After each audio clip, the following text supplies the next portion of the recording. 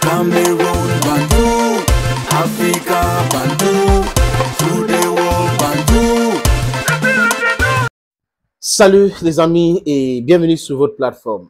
Le président de la Fédération camerounaise de football a mis à nu la mafia qui a voulu s'accaparer du football camerounais. Quand Eto'o est arrivé le 11 décembre 2021, ils ont jubilé. Mais en pensant dans leur petite tête que le gars devait les suivre dans leur mafia.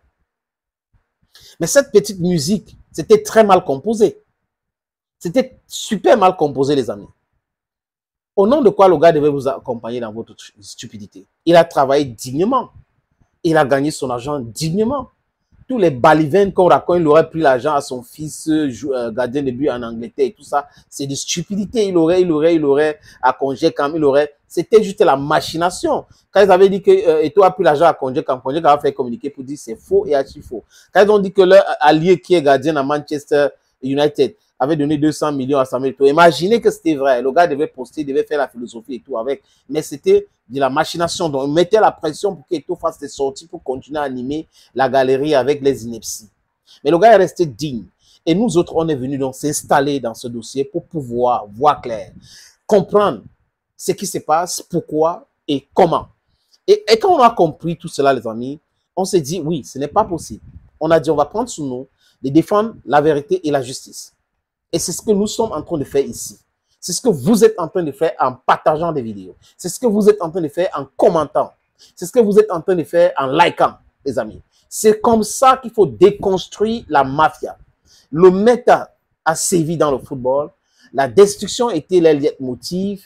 Mais aujourd'hui, la reconstruction les fait très mal. Parce que vous savez, j'ai vu une interview d'une ancienne ministre de la Justice au Nigeria. Elle est partie des États-Unis, on l'a nommée ministre de la Justice, elle a commencé à combattre la corruption.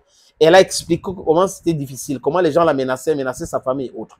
Parce que les gens là sont comme ça. Ils prétendent être des milliardaires, ils ont l'argent. Mais c'est des gens qui dédouanent, qui commandent les champagnes et déclarent que c'est l'eau.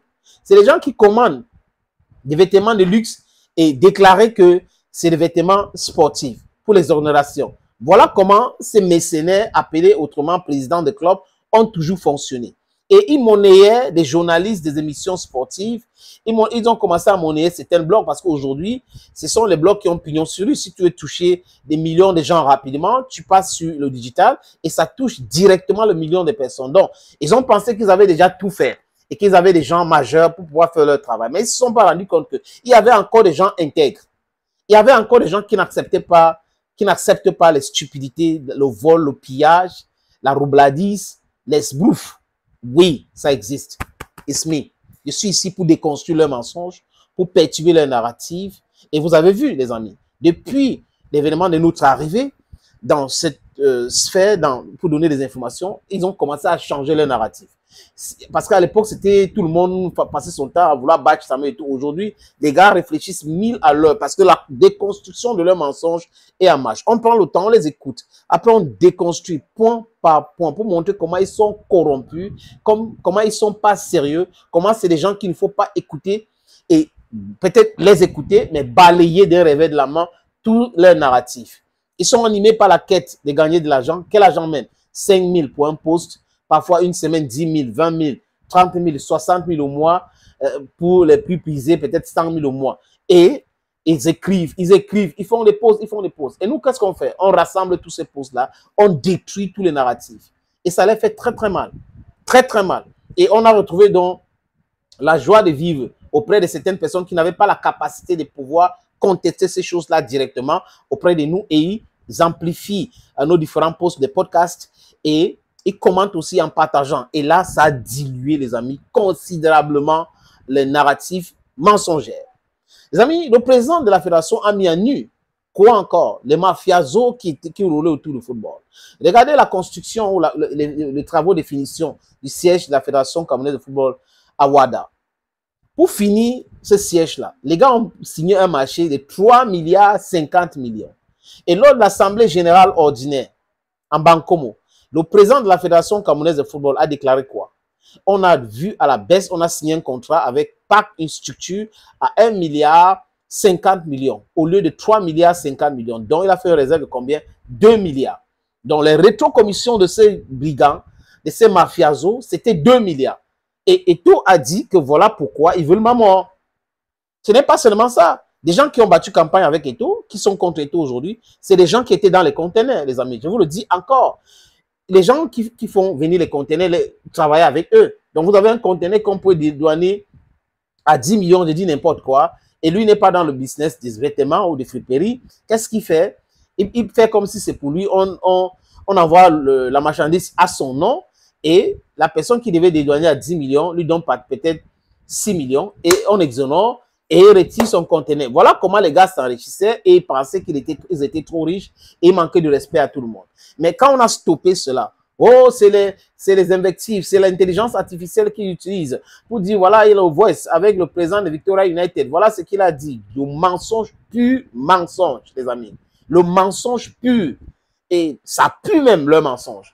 Pur, P-U-R-E. Pur. Et pur. Donc, un mensonge qui pue. Un mensonge pur qui pue. Man don't talk French. Ils sont fâchés. Faut que là, les amis savent ce qu'ils doivent faire.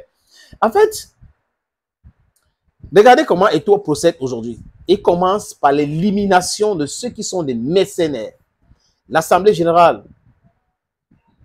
des clubs a été organisée. Et les clubs qui n'ont pas pu organiser cela sont en difficulté. Il y a beaucoup de présidents qui sont hors jeu aujourd'hui. Vous comprenez quelque chose dans la démarche de l'ancienne fédération? C'est-à-dire que vous avez des gens qui ne sont pas des hommes d'affaires. Ils n'ont pas d'entreprise, mais ils ont 5 clubs. Où est-ce que ces gars-là prennent de l'argent pour faire fonctionner leur club? Ils créent 5 clubs. Si on les donnait, comme on les donnait 11 millions pour la subvention et 5 millions pour les maillots, ça donnait 16 millions. 16 millions fois 5. Les amis, ça donne combien? 16 fois 5. Donc, vous comprenez ce qui les animait. C'est la subvention. Et quand ils prenaient cet argent-là, ils construisaient des maisons, ils marchaient dans les salons de coiffure, de beauté et autres là pour faire comme si l'argent, voilà, 10 000 prends ceci, prends cela. Et d'autres qui sont dans la friperie, dans les vêtements, ils faisaient exactement la même chose.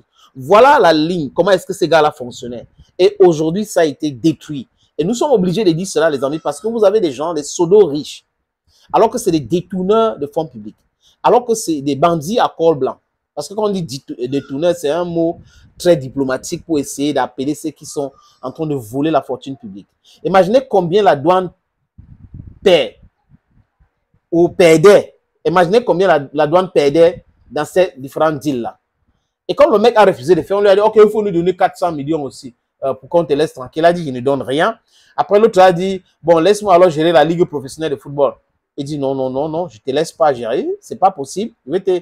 Ben, allez au TAS, ils partent au TAS, ils perdent tous les procès. Lamentablement. Les gens pensaient que cela étaient les experts. Chaque fois qu'ils vont dire qu'on va aller au TAS, ils vont gagner. Il a toujours gagné, non, il a toujours gagné, mais il perd.